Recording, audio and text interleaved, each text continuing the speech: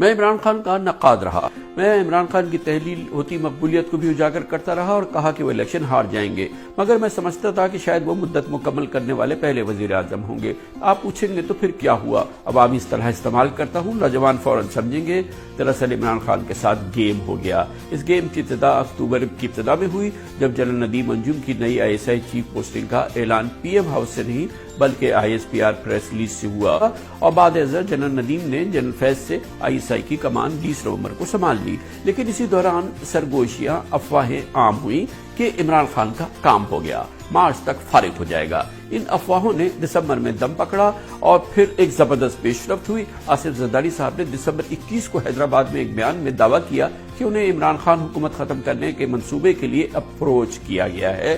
کیونکہ زرداری صاحب نے کوئی ابہام نہیں چھوڑا تھا، دوسرے دن ISPR ذرائع کی جانب سے اس بیان پر شدید اعتراض ہوا اور زرداری صاحب سے اپروچ کرنے والی شخصیت کی شناخت بتانے کا کہا گیا۔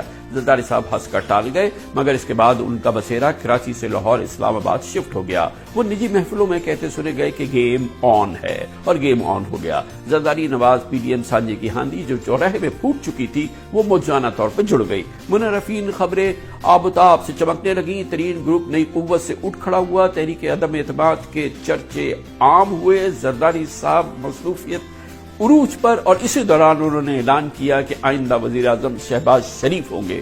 مجھے اسی دوران شہباز شریف کے بلا ضرورت جنرل باجوہ مدوسرا بیانات بڑے مزے کے لگتے تھے۔ پھر اچانک 2 درجن PTI منرفین زرداری صاحب معاونت میں سندھ ہاؤس میں نمودار ہوئے اور گیم میں مزید تیزی آئی۔ عین توقع کے مطابق حکمراں اتحاد کو سب سے پہلے باپ پارٹی نے چھوڑا۔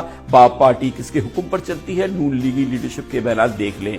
اس گیم کے اختتام کی سیٹی بجائی سپریم کورٹ نے جب اسپیکر قومی اسمبلی کو تحریک عدم اعتماد ووٹنگ کرانے کا ٹائم ڈیٹ تک لکھوا دیا، اور ٹیک کا بند جب اس فیصلے پر عمل کو یقینی بنوانے کے لیے پوری بینچ سپریم کورٹ نصف تک سپریم کورٹ میں بیٹھی رہی۔ اس طرح سے عمران خان کا گیم اینڈ ہو گیا۔ میں عمران خان کا نقاد رہا۔ میں عمران خان کی تحلیل ہوتی مقبولیت کو بھی اجاگر کرتا رہا اور کہا کہ وہ الیکشن ہار جائیں گے، مگر میں سمجھتا تھا کہ شاید وہ مدت مکمل کرنے والے پہلے وزیر اعظم ہوں گے۔ آپ پوچھیں گے تو پھر کیا ہوا؟ عوامی اصطلاح استعمال کرتا ہوں، نوجوان فوراً سمجھیں گے دراصل عمران خان کے ساتھ گیم ہو گیا۔ اس گیم کی ابتدا اکتوبر کی ابتدا میں ہوئی جب جنرل ندیم انجم کی نئی ISI چیف پوسٹنگ کا اعلان PM ہاؤس سے نہیں بلکہ ISPR پریس ریلیز سے ہوا، اور بعد ازاں جنرل ندیم نے جنرل فیض سے ISI کی کمان 20 نومبر کو سنبھال لی۔ لیکن اسی دوران سرگوشیاں، افواہیں عام ہوئیں کہ عمران خان کا کام ہو گیا، مارچ تک فارغ ہو جائے گا۔ ان افواہوں نے دسمبر میں دم پکڑا اور پھر ایک زبردست پیش رفت ہوئی۔ آصف زرداری صاحب نے دسمبر 21 کو حیدرآباد میں ایک بیان میں دعویٰ کیا کہ انہیں عمران خان حکومت ختم کرنے کے منصوبے کے لیے اپروچ کیا گیا ہے۔ کیونکہ زرداری صاحب نے کوئی ابہام نہیں چھوڑا تھا، دوسرے دن ISPR ذرائع کی جانب سے اس بیان پر شدید اعتراض ہوا اور زرداری صاحب سے اپروچ کرنے والی شخصیت کی شناخت بتانے کا کہا گیا۔ زرداری صاحب ہنس کر ٹال گئے، مگر اس کے بعد ان کا بسیرا کراچی سے لاہور اسلام آباد شفٹ ہو گیا۔ وہ نجی محفلوں میں کہتے سنے گئے کہ گیم آن ہے، اور گیم آن ہو گیا۔ زرداری نواز PDM سانجے کی ہاندی جو چوراہے میں پھوٹ چکی تھی وہ موجانہ طور پر جڑ گئی۔ منرفین خبریں آب و تاب سے چمکنے لگیں، ترین گروپ نئی قوت سے اٹھ کھڑا ہوا، تحریک عدم اعتماد کے چرچے عام ہوئے۔ زرداری صاحب مصروفیت عروج پر، اور اسی دوران انہوں نے اعلان کیا کہ آئندہ وزیر اعظم شہباز شریف ہوں گے۔ مجھے اسی دوران شہباز شریف کے بلا ضرورت جنرل باجوہ مدوسرا بیانات بڑے مزے کے لگتے تھے۔ پھر اچانک 2 درجن PTI منرفین زرداری صاحب معاونت میں سندھ ہاؤس میں نمودار ہوئے اور گیم میں مزید تیزی آئی۔ عین توقع کے مطابق حکمراں اتحاد کو سب سے پہلے باپ پارٹی نے چھوڑا۔ باپ پارٹی کس کے حکم پر چلتی ہے؟ نون لیگی لیڈرشپ کے بیانات دیکھ لیں۔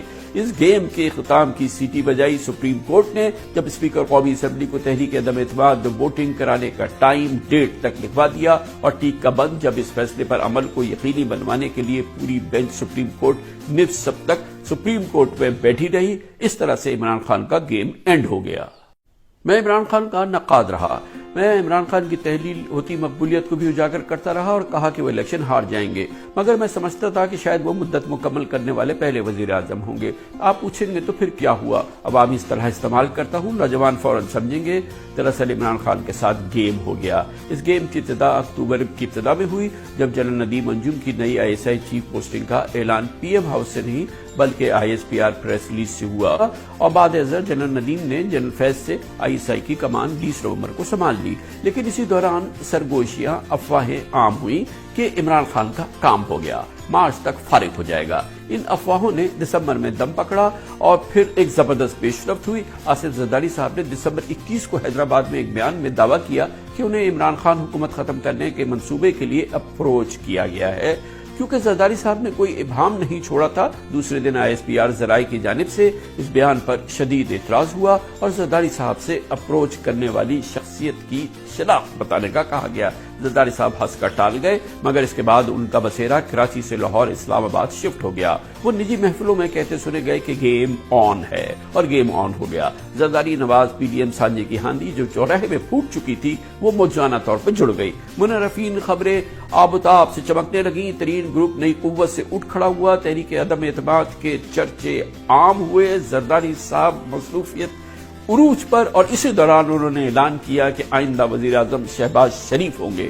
مجھے اسی دوران شہباز شریف کے بلا ضرورت جنرل باجوہ مدوسرا بیانات بڑے مزے کے لگتے تھے۔ پھر اچانک 2 درجن PTI منحرفین زرداری صاحب معاونت میں سندھ ہاؤس میں نمودار ہوئے اور گیم میں مزید تیزی آئی۔ ان توقع کے مطابق حکمراں اتحاد کو سب سے پہلے باپ پارٹی نے چھوڑا۔ باپ پارٹی کس کے حکم پر چلتی ہے؟ نون لیگی لیڈرشپ کے بیانات دیکھ لیں۔